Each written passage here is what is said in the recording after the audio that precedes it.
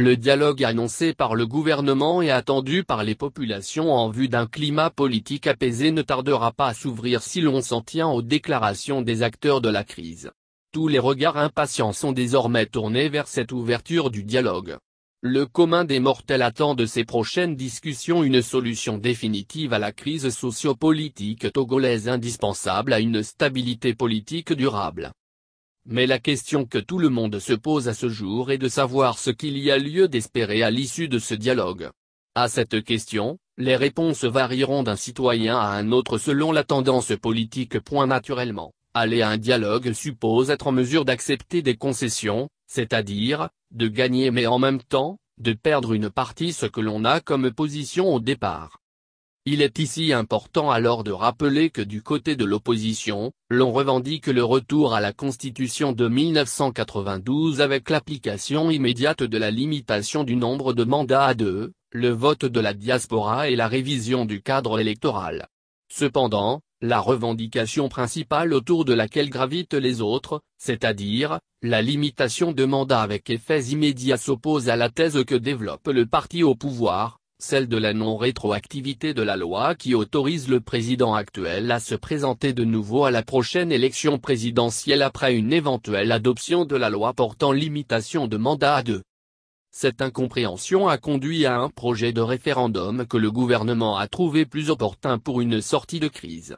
Mais vu que les incompréhensions continuent de prendre de l'ampleur malgré cette voie référendaire, le gouvernement et le parti uni ont compris que la meilleure voie reste celle du dialogue, une voie qu'encourage l'opinion publique et la communauté internationale.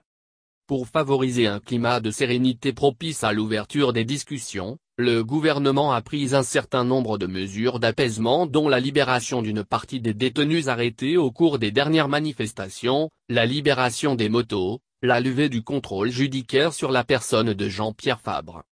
Tout récemment, il a été également décidé la levée de l'état de siège sur la ville de Sokodé. Mais pour l'instant, l'opposition par la voix de certains leaders se dit également prête pour le dialogue sans pour autant se prononcer sur ce qu'elle pense des préalables qu'elle a toujours posés à la veille de toute discussion. Plusieurs voix de la coalition des 14 partis de l'opposition parlent de la nécessité de libérer tous les détenus arrêtés lors des manifestations et la levée de sièges sur les autres villes de l'intérieur du pays, à savoir la ville de Mango et de Bafilo avant une quelconque participation aux discussions. Mais des indiscrétions au sein de la coalition annoncent également que le gouvernement a marqué déjà des pas et que l'opposition pourrait accepter de s'asseoir à la table de négociation tout en discutant de ces questions de préalable non satisfaits.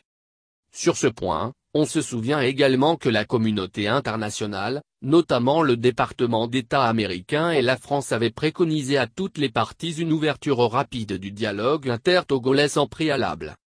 Plusieurs tentatives des pays frères de la CEDEAO en vue de la facilitation des discussions ont également connu beaucoup d'évolutions selon les différentes déclarations des uns et des autres sur les médias. C'est dans ce contexte que les Togolais attendent avec impatience l'ouverture du dialogue et une sortie de crise honorable. Ceci dit, il est en effet à espérer, dans les règles de l'art, qu'un compromis politique gagnant-gagnant soit trouvé au sortir des discussions. C'est-à-dire que l'opposition comme le pouvoir accepte perdre en partie ce qu'ils brandissent comme position campée avant les pourparlers. Qu'est-ce que l'opposition va accepter perdre et que va céder le pouvoir en place? La question reste posée. Mais seule la fin du dialogue et l'intérêt que chaque parti accorde à la nation tout entière pourront contribuer à la résolution définitive de la crise que traverse le pays.